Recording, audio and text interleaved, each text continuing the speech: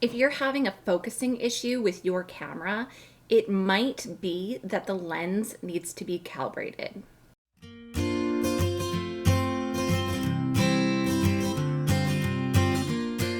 Hey, I'm Vanessa. Welcome to my channel. I like to talk about all things creative photography related, and today I'm talking about lens calibration. I have another video where I am teaching people how to focus their cameras for self-portraits.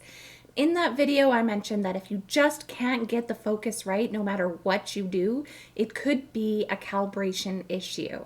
So in this video, I'm going to share with you guys how I figured out that my lens needed to be calibrated for one of my camera bodies.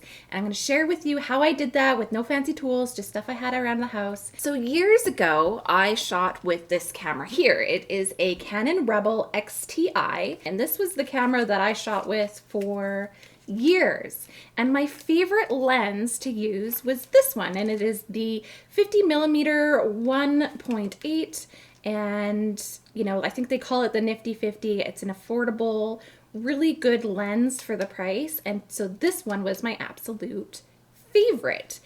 Now, I think it was around 2014 I won a camera contest and I got this updated model of a Canon Rebel. So it's the Rebel T5i. And I loved this Rebel because it had the flip screen, it had new features like the live mode, it can do video, and I was super stoked to have an updated version. I loved my Rebel, but this one was just updated. So what I did was I grabbed my favorite 50mm lens off of this body and I popped it on my new camera. And I was disappointed. I was disappointed with all of the photos I took because the focus would just not ever be right. And I couldn't figure it out for the life of me because I wasn't, a super professional photographer that had lots of experience with gear. So I spent a lot of time Googling things and playing around with things and trying to figure out what the heck's wrong with my new camera? This sucks. I want to be excited. So while I was looking into focusing issues and trying to Google things and figure out what was going on, I discovered about lens calibration. And basically not every lens in every camera body is going to be a perfect match. So sometimes if things are not working smoothly, you either need to calibrate it yourself or send it away. I'll get into that more later. So what I decided to do was I decided to test my camera and see if that was the issue, because I honestly just had no clue and was super frustrated.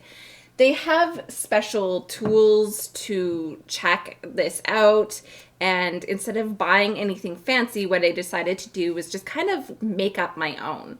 So I think it goes without saying that this testing calibration hack is not super precise, but it's good enough if you're a beginner and you just need something close. If you're super professional and you need absolutely accurate, precise measurements of what's going on, this probably isn't for you. But for somebody like me that just needs to at least get the eyes in focus, this will work. So I grabbed some lined paper and a pen and I drew over the lines in different colors. I numbered it down the edge and I set it up on an angle. So for this, I used just a typical binder. You can probably have all these things at home or very easily get them or borrow them and be able to have this set up no problem. So once you have your lines drawn on your line paper and numbered, you set it on the binder so you have a little bit of an incline. And you don't take the photo from above because, of course, that's just creating basically the same depth of field. You're going to be wanting to take your image from the side so that your lines are moving away from you. And that's how you're going to be able to tell exactly where your focal range is landing when you snap your photo. And from there, I put my lens onto the camera body and I lowered it to the lowest f-stop because I wanted to have the most shallow depth of field to really see where is this thing focusing. and I focused on a line. Say I picked, line number 7, and through the viewfinder, it looked good. Everything was great. And I took the picture. But then when I looked at the picture in the preview mode, it wasn't focused on line 7. It was focused on like line 4 or line 5. And then what I did is I put that lens on my old camera body, and I did the same thing to test how well that one was matching up. Those ones still worked very well together, and it just wasn't a good match with my new camera body. Now, at this point, I didn't know anything about lens calibration, and I started Googling if this was something that I could do on my own. Unfortunately, with the Canon Rebel series, I'm not sure if there's any newer models that have this available, but my 2 models do not. I cannot calibrate anything by myself. If I want my 50mm to work well with my newer Canon model, I would have to send them both away to Canon and have them do that. For myself, however, I decided since the 50mm still works totally fine on my older camera body, I would just keep that lens on that body and get a new lens for my newer model. So now I mostly shoot with a 35mm.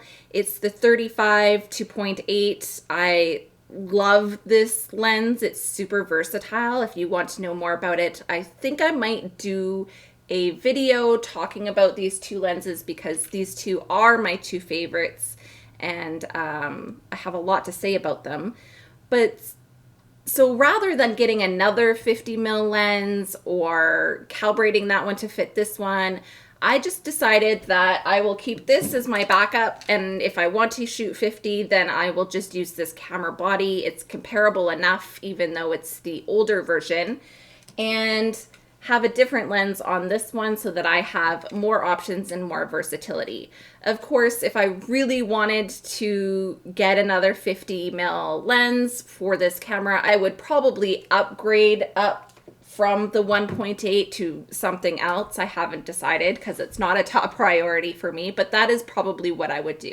You don't have to do that if you're finding that you just have the one body and the one lens and they're not a match. Then you might have to send it away. It really depends on the camera and lenses and the brand and all that of whether or not those options are going to be there for you. So if you test your lens in the way that I show you and you find that they are needing to be calibrated, I would highly recommend that you type in your specific camera and your specific lens and with the word calibrate and see what information comes up for you of what you're going to have to do with your gear. Now, if I was in a situation where I really wanted to use this 50mm lens on my newer camera body and it's uncalibrated, what I would do is, again, bring out my lined piece of paper with all of the numbers, bring out the binder, set it all up, and I would take the picture, again, focusing on one of the numbered lines, checking to see how much is in focus, and then bringing up the aperture. Because at this point, I can start to see when the area of focus I want in focus is being included in that depth of field.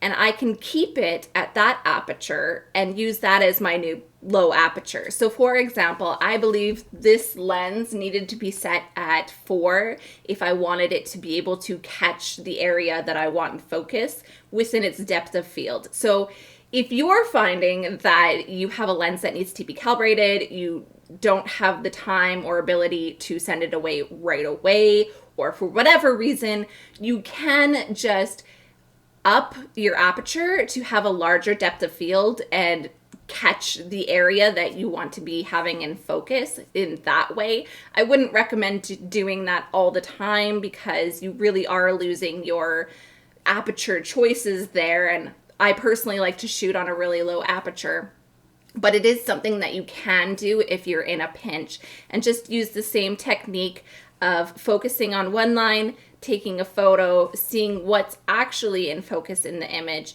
and then going up and doing the same until you find your lowest minimum aperture that will allow that area that you want to have in focus. That's all you really need to do. Of course, you want to make sure that you have ample lighting and all of this stuff so you're not creating any sort of motion blur or low lighting issues. You can also set up a tripod if you want to make sure that your camera is super still and not being moved around at all. You can play around with your settings, different apertures, all this stuff, and see what's really going on with each of your lenses, each of your camera bodies, what have you, so that you have a really good idea of what exactly is happening with your focus issues. Don't forget to subscribe for more photography and creativity related videos. And if you haven't already checked out my video about focusing for self-portraits, I'll have that on the end screen for you right now.